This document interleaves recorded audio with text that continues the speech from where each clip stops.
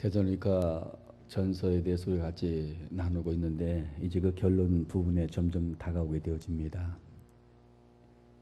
바울의 서신 가운데서 최초로 기록된 서신이 데살로니가 전서고, 이 말씀을 받는 당시의 교인들은 믿은 지 얼마 안 된 사람들이기 때문에 여러 가지 미숙한 부분들이 많이 있었습니다. 바울은 그런 잘못된 부분들에 대해서 바로 교정하기 위해서 이것이 기록됐는데, 특별히 데살로니가서를 보게 되면 종말에 대한 얘기들이 많이 나옵니다. 실제로 초대교회 성도들 보면은 예수 그리스도의 죽으심을 봤고요, 그분의 부활하심을 봤고, 그분의 승천을 보지 않았습니까? 그리고 그분께서 승천하시면서 뭐라고 말씀하세요? 내가 다시 오리라 하고 말씀하고 있는데, 초대교회의 모든 신앙의 핵심은 바로 다시 오시는 주님, 재림하시는 주님을 맞이하기 위해서 그들은 준비하며 깨어 있었습니다. 여러분, 사도 바울 같은 경우 왜 결혼하는 것 같아요? 종말이 속히 올 줄 알고 바울은 사실은 결혼하지 않은 겁니다. 물론 거기에 대해서 사람들이 여러 가지 이의를 제기할 수 있지만은 하나님의 시간과 인간의 시간은 다릅니다.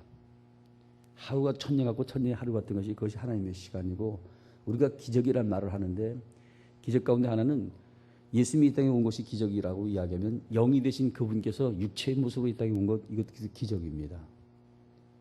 또 하나의 기적은 뭐예요? 영원하신 하나님께서 시간과 공간 가운데서 오셨다는 것이죠. 영원이라는 것이 뭐예요? 근데 그것이 어느 시점에 왔다는 것은, 이것은 우리로서는 사실 상상하지 못할 것입니다. 그러게 내가 속히 오라고 주님께서 말씀했지만 하나님의 시간과 인간의 시간에는 사실은 차이가 있습니다. 그 때문에 오늘 본문 말씀에 보면 이들이 종말에 대한 데서 알고 있었어요. 그렇기 때문에 5장 1절에 어떻게 말씀하고 있습니까? 형제들아, 어떻게 해요? 때와 시기에 관한 너에게 쓸 것이 없음은, 이미 종말에 대한 부분들에서 이 사람들은 알고 있었거든요. 그런데 문제는 뭐냐면 그 종말의 시점이 과연 언제냐, 이것이 문제였습니다. 여러분 어때요? 종말의 때를 우리에게 알려주는 게 좋을 것 같아요? 모르고 사는 것이 좋을 것 같아요? 심지어 여러분, 병 걸린 사람이 있죠. 개인의 종말, 죽게 된 사람한테 얼마 있으면 죽게 된다는 그 시한부 인생을 사는 사람에게 그 시점을 얘기해 주는 게 나을 것 같아요? 안 하는 게 좋을 것 같아요? 어떤 사람은요, 그 얘기를 들었을 때 자기의 종말을 준비하는 사람이 있어요. 근데 어떤 사람은 그 얘기를 듣고는 충격을 받아가지고 급격히 병세가 악화되었고 더 빨리 죽는 사람도 있어요. 한번 생각해 보세요. 하나님께서 우리에게 계시하지 않았어요. 종말의 날은 우리가 알지 못합니다. 마태복음 24장 36절에 보면은 예수님 뭐라고 얘기해요? 천사도 모르고 자신도 몰랐어요. 예수님 자신도 모른다 그랬어요. 오직 누가만 알고 있는 것이에요? 아버지만 알고 있는 것이에요. 왜 그럼 하나님께서 이렇게 종말의 날에 대해서 우리에게 공개하지 않는가? 그 이유는 과연 어디에 있는가? 왜 그런 것 같아요? 종말의 날을 알고 싶은 사람이 그 이유가 뭐예요? 첫째, 제일 큰 이유, 제가 생각하기는요, 종말의 날을 알고 싶은 사람은 대충 적당히 살다가 종말의 날을 딱 맞이하면 그때 이제 회개하고 예수 믿고 싶어 하기 때문에 하는 것이 아니냐. 어떤 사람 성경 보면서 제일 부러운 사람이 누구냐 했더니 오른편 강도라는 거예요. 죄에 시큰졌다가 마지막 죽을 때 돼서 예수 고백 딱 하고 그냥 구원받은 거. 그런 생각 가지고 신앙생활하는 사람들은 종말의 날에 자꾸 관심을 기울여요. 그리고 이 종말의 날을 우리가 생각하게 되지만 문제가 뭐냐면요, 성경에서는 사람들이 아무것도 안 하려고 그래요. 1843년도 3월 2일에 여러분 안식교 알죠? 안식교를 창시했던 윌리엄 밀러가 종말의 날에서 선포합니다. 근데 이 사람은 1년 동안 선포를 해요. 결국 산 위에 올라가서 수만 명의 사람들이 종말을 기다립니다. 1년을 내내 기다렸는데 종말이 안 일어나는 거예요. 그랬더니 조금 이게 시간이 좀 안 맞은 것 같다고 6개월을 더 연장을 합니다. 그러니 사람들이 자기 생업 다 버리고요, 직장 다 버리고 지금 있는 거 가지고 이제 쓰다가 종말 오면 끝나니까 쓰자 했는데 점점 자기들의 재산들은 줄어가고 있죠. 종말은 오지 않죠. 나중에 이제 밀러가 고민되는 거예요. 종말이 안 오니까. 그래갖고 10월 10일 날 종말이 온다고 또 이렇게 예언을 했는데, 그때는 아주 사람들이 흰옷을 다 입군요. 성경에 보면 흰옷 입고 나가라 그랬어요? 아니면 흰옷으로 변화된다 그랬어요?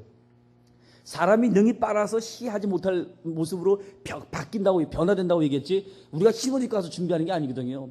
근데 산 위에 다 수만 명이 올라가서 흰옷 입고 있었어요. 근데 종말이 오나요, 안 오죠? 그러니까 뭐라고 얘기했냐면 하여튼 이단들은 머리는 좋아요. 안식교도 이단 아닙니까? 그래서 뭐라고 얘기했냐면 우리가 준비가 덜 돼 있기 때문에 우리의 눈으로 보이는 모습으로 주님은 오지 않았는데 주님은 재림했다. 이러고 얘기를 했어요. 실제로 그 많은 사람들이 그 종말에 대해서 우리가 어떻게 준비할 것인가에 대한 생각보다는 그 종말의 때에 대한 그 시간에 대한 관심을 많이 기울이고 있습니다. 그러나 성경이 이것이 우리에게 유익된 것이라면 사실은 그 날에 대해서 우리에게 소개했을 것이에요. 그러나 이것이 우리에게 유익되지 않기 때문에 종말의 날에서 소개 안 한 겁니다. 저희가 공부할 때 제일 힘들게 하는 사람들이 누구냐면요.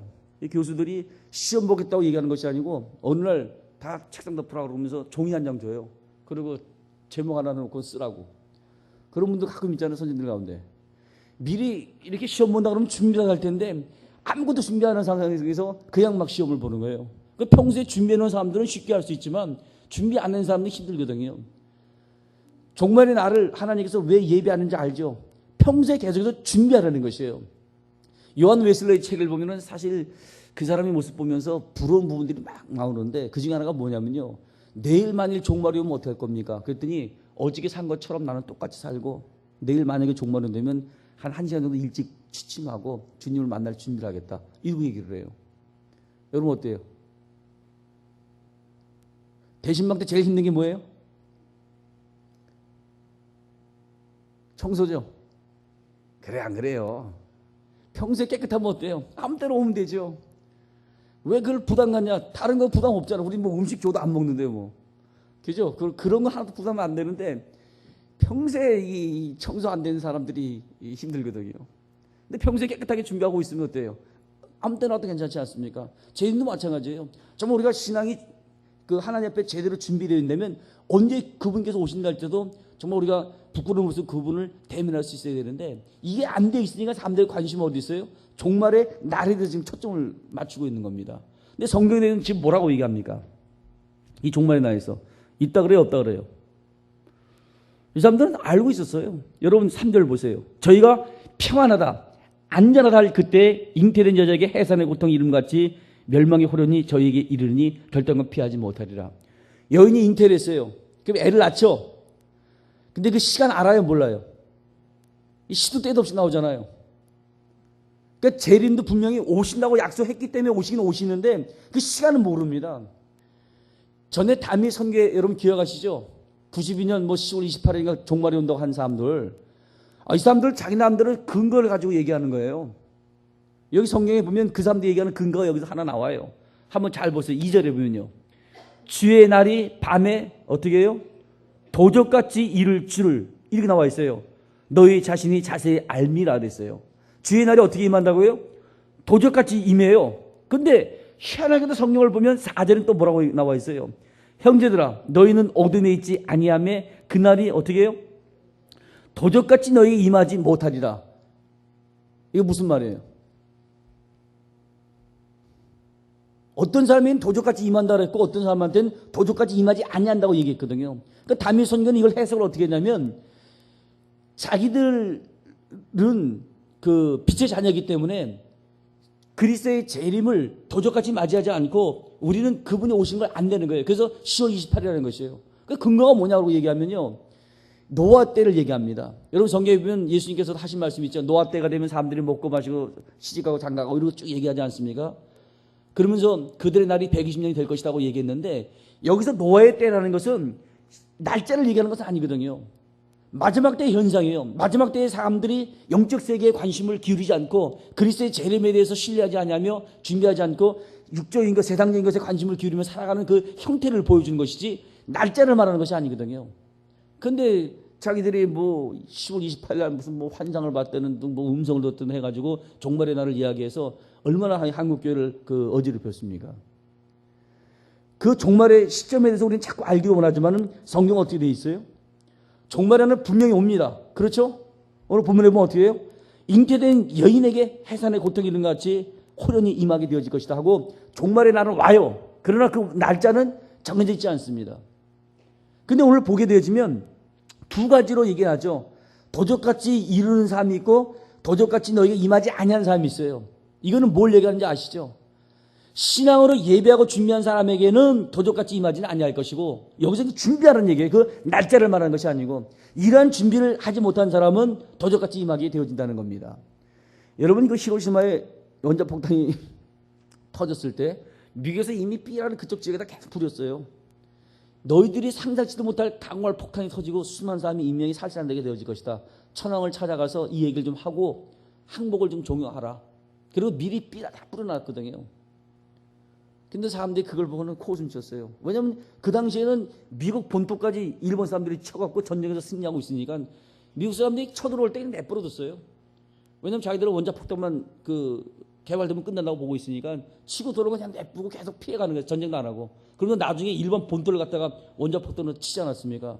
자기들이 접한 소식은 계속 전쟁에서 자기들은 승리하고 있다는 것이죠. 근데 항복하는 이 사람들이 항복하겠어요? 근데 날짜가 딱 뜨니까 그 다음에 B29가 딱 떠가지고는 그냥 폭격하지 않았습니까? 준비하지 못하고 있었기 때문에 결국 이와 같은 문제들이 그들 가운데 생기게 되어지는데, 그리스도의 재림도 이와 같이 준비 안 된 사람에게는 호련히 도적같이 임하게 되어질 것이에요. 그렇게 성경에서 우리에게 뭐라고 얘기하고 있어요? 오늘 맨 끝에 뭐라고 나와 있습니까? 6절 끝에 보면요, 깨어라 근신하라 이렇게 우리에게 말씀하고 있습니다. 종말에 대한 이야기를 하게 되어지면 사람들은 계시록을 펼치는데, 여러분 요한계시록 같은 경우도 실제로는 마가복음 13장에 있는 그 형태대로 종말에 대한 얘기를 갖다 쓰고 있는 겁니다. 그래서 마가복음 13장을 많이 연구하고 이 요한계시록 보면은 계시록 전체의 흐름이 보여요. 근데 대부분 사람들은 이게 비유나 상징적으로 쓴 책을 근거 없이 배경 없이 마음대로 해석하기 때문에 이상한 해석으로 나가게 되어지는데, 종말에 대한 부분이 계시록만 있는 것이 아니지 않습니까? 마태복음에도 마태복음 24장, 마태복음 25장에 종말에 대한 얘기를 쭉 하고 있어요. 근데 성경에서 종말에 대한 얘기를 할 때 시점에 대한 얘기를 한 적은 없습니다. 몇 년, 몇 월, 며칠 어쩌고저쩌고 얘기하면 그건 다 이단이에요. 성경 뭐라고 얘기해요? 그때가 되어지니 너희가 어떻게 할 것이냐? 마태복음 25장에는 세 가지 비유를 얘기하죠. 하나는 열처녀의 비유, 하나는 달란트 비유, 하나는 양과 염소의 비유를 통해서 이야기하는데, 열처녀의 비유를 통해서 하신 말씀 뭐예요? 너희가 깨어 있어라, 예배하고 준비하라는 것이에요. 등은 들고 있는데 기름 없는 사람은 영접 못하게 되어진다는 것이죠. 그 기름이 뭐예요? 바로 성령이죠. 두 번째는 뭐예요? 달란트 비유입니다. 어떤 사람한테는 5달란트를 주고 어떤 사람한테는 2달란트 주고 어떤 사람한테는 1달란트 줬는데, 누가 많이 갔든 적게 갔든 그 자체가 그렇게 중요한 것이 아니라는 것이죠. 자기의 조준 가지고 얼마큼 최선을 다하냐는 것이 중요한 것입니다. 여러분 성경에 봐요. 5달란트 받은 사람은 이미 받은 거예요.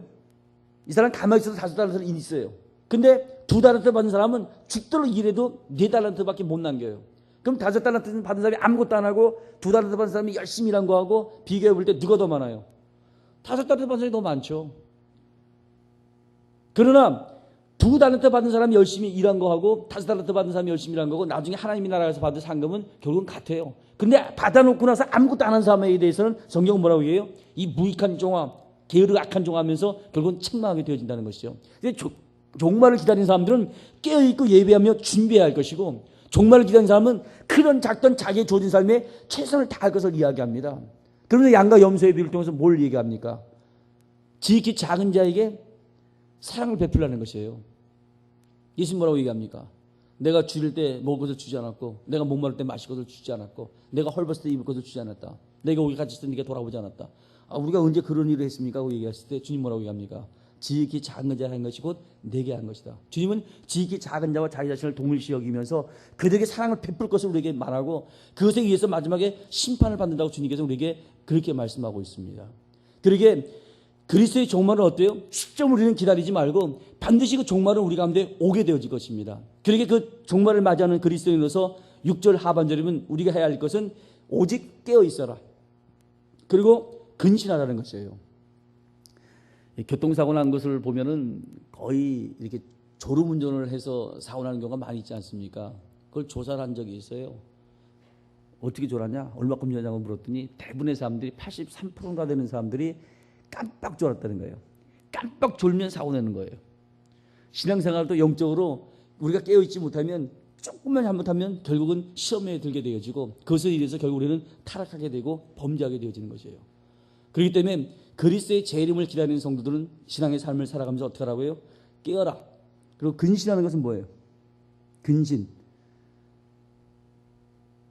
이 술을 먹는다든가 이러한 그 온전치 못한 정신을 가진 것에서 자기 자신을 지켜나가는 것이에요. 정신을 차리고 자기 자신을 돌아보려는 것이죠. 그러니까 우리가 재림을 기다리는 성도의 삶은 언제 그분께서 오실지 모르기 때문에 언제 어떤 모습으로 그분이 오신다 할지라도 그분을 맞이하기에 부족함 없는 그 삶을 살아야 합니다. 이것이 바로 성도의 삶의 자세인 것입니다. 지금도 여러분 사람들에게 물어보면은 사람들의 관심이 어디 있어요? 재림이 될 겁니다. 그리고 어떤 사람들은 어디에 올 것이냐. 옛날에 계룡산 쪽으로 사람들 많이 갔죠. 종말 올 때 뭐 피난처라고 하면서 그걸로 사람들이 많이 갔는데 장소가 중요한 것이 아니고 시간이 중요한 것이 아니거든요. 그분은 오실 것이에요. 그 때문에 우리가 살아가면서 예비하고 준비하고 깨어있고 그분을 영접하기에 부족함이 없는 삶을 사는 것이 바로 성도의 자세라는 사실을 우리는 기억하면서 오늘 본문의 말씀을 기억하시기 바랍니다. 도적같이 이르면 그 사람은 멸망당할 사람이에요. 준비하면서 우리는 살아가야 합니다. 어떻게 준비하고 살아라고요? 오직 깨어서 근신함으로써 주의 오심을 기다리라는 것입니다. 그분은 어떤 일에 늦는 것처럼 늦어지지 않어요. 그분은 가장 정확한 시간에 정확한 방법으로 우리 가운데 임재하게 되어질 것입니다. 다시 오시는 주님, 그분을 영접하기 위해서 예배하며 준비하는 공동체가 교회 공동체라는 사실을 우리는 기억하면서 깨어있는 가운데, 근신하는 가운데, 영광 가운데 오시는 주님을 기쁨으로 맞이하는 모든 성도들이 되어질 수 있어야 할 것입니다. 기도하겠습니다.